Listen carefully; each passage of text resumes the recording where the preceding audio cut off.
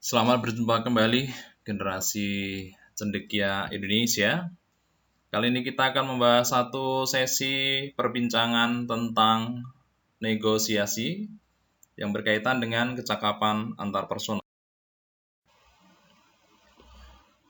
Negosiasi merupakan sesuatu yang tidak asing dengan kehidupan kita sebenarnya, terutama ketika kita mengenal yang namanya proses tawar-menawar.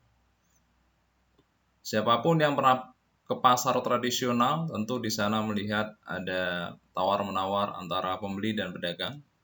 Ini adalah bentuk paling sederhana dari proses negosiasi. Kenapa kegiatan di market atau pasar itu disebut negosiasi? Karena di sana ada penjual dan pembeli. Penjual menawarkan harga tertinggi, kemudian pembeli menginginkan harga terendah.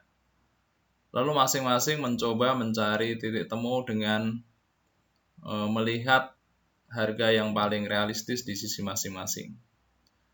Ketika titik temu tercapai, maka itulah yang namanya deal atau kesepakatan. Kalau mau dipelajari per definisi, maka negosiasi adalah proses tawar-menawar dengan jalan berunding untuk memberi atau menerima guna mencapai kesepakatan bersama antara satu pihak dengan pihak yang lain. Jadi kata kuncinya di situ adalah ada perundingan antara satu pihak dengan pihak yang lain. Seorang tokoh, John F. Kennedy, mengatakan, jangan pernah bernegosiasi karena takut, tetapi jangan pernah takut untuk bernegosiasi. Apa maknanya? Jangan pernah takut bernegosiasi, dimaknai bahwa kita cukup ilmu, cukup persiapan untuk bernegosiasi. Dan jangan pernah bernegosiasi karena takut. Artinya jangan melakukan negosiasi karena keterpaksaan atau tanpa persiapan.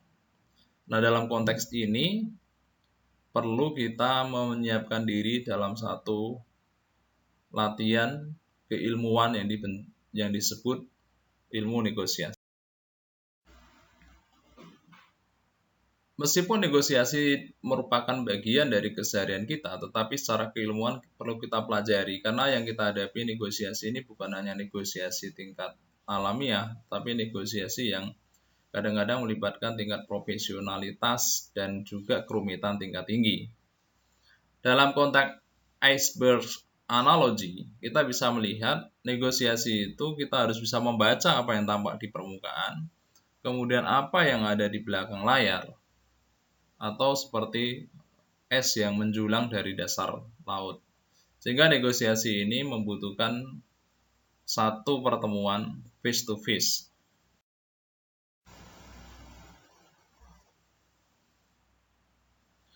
Kalau mau dibuat rumusan yang pas, keilmuan negosiasi itu melibatkan 3 hal, yaitu methods, behavior, karakter, atau disederhanakan dalam head, hands, and heart. Kepala, tangan, dan hati. Apa yang dimaksud dengan heart?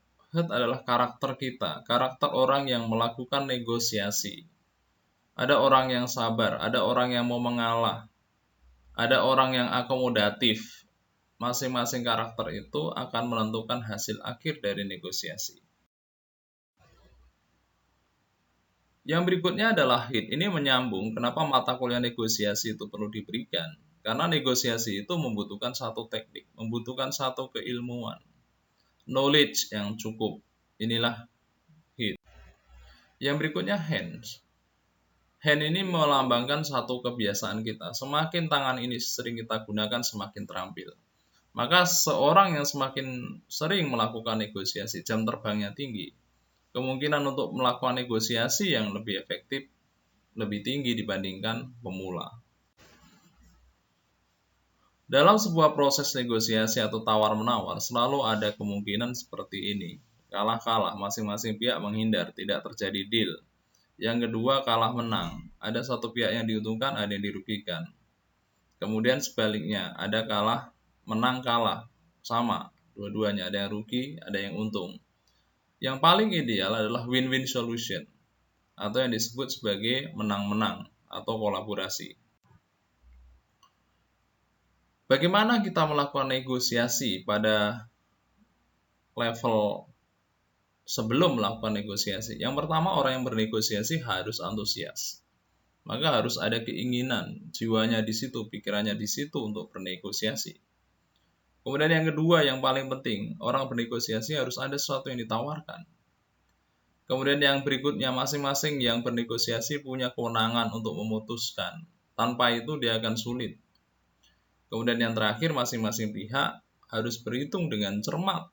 Jangan sampai rugi, terutama membawa kepentingan yang besar, kepentingan negara, korporat, atau yang lain. Ini salah satu keilmuan dalam rangka pembukaan negosiasi. Ketika kita ingin membuka negosiasi, sebaiknya kita tidak memegang apapun di tangan, terutama tangan kanan dalam konteks timur, karena orang akan tertuju ke sana, sehingga bisa mengganggu fokus. Yang berikutnya, jabat tangan. Dalam kondisi normal, jabat tangan merupakan satu cara berkomunikasi yang lazim, tetapi dalam situasi tertentu bisa diganti dengan merapatkan kedua tangan di depan dada atau yang lain.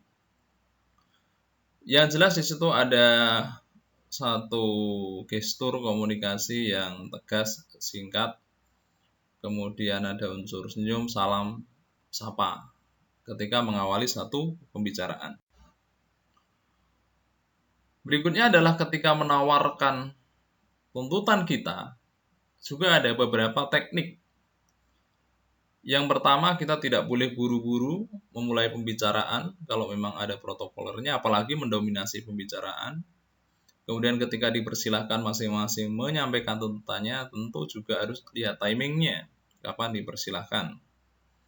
Yang berikutnya, bahwa Anda menyampaikan, Anda nego memang ingin mencapai kata sepakat. Yang berikutnya, meskipun kita membawa tuntutan yang tinggi, namanya nego harus terbuka peluang untuk ditawar. Dan kata kuncinya adalah, jika Anda ingin mendapatkan ini, maka saya berikan ini. Atau sebaliknya, saya akan memberikan ini supaya saya dapatkan ini. Itu prinsip negosiasi.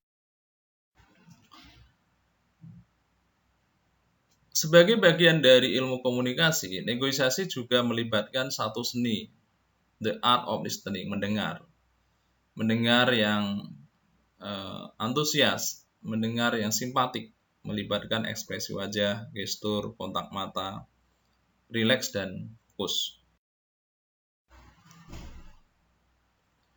Yang berikutnya, memang orang bernegosiasi ini membutuhkan satu kematangan emosi. Ketika kita marah pun kita tidak boleh menunjukkan ekspresi marah, apalagi marah sambil walk out. Ini tentu bukan tipikal seorang negosiator. Nah, di dalam negosiasi ada beberapa hal yang harus kita pahami. Pertama, kita harus pandai mengajukan pertanyaan, kemudian pandai mendengar, kemudian kita punya target, kemudian kita membawa aspirasi entah lembaga, entah diri kita, entah negara atau yang lain setinggi mungkin, semenguntungkan mungkin. Kemudian kita ciptakan opsi-opsi alternatif A, B, C, dan seterusnya. Kemudian kita berpikir seperti layaknya seekor dolphin yang menarik, menyenangkan, sehingga orang secara sukarela akan memberikan pelayanan, atau orang secara sukarela akan memenuhi tuntutan Anda.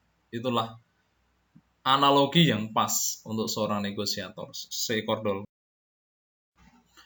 Nah, saudara sekalian, supaya penjelasan ini lebih konkret dan real, maka saudara silakan mempraktekkan beberapa kasus berikut. Pilih mana yang cocok dengan Anda, pilih pasangan, satu orang satu pasangan.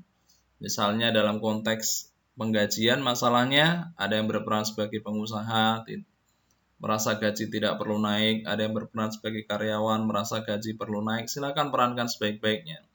Tidak harus deal, bisa juga no deal. Tapi namanya nego, sebaiknya memang deal. Jadi silakan dicoba dengan pasangan masing-masing. Demikian penjelasan mengenai negosiasi. Kita sudah sampai di penghujung, saudara sekalian.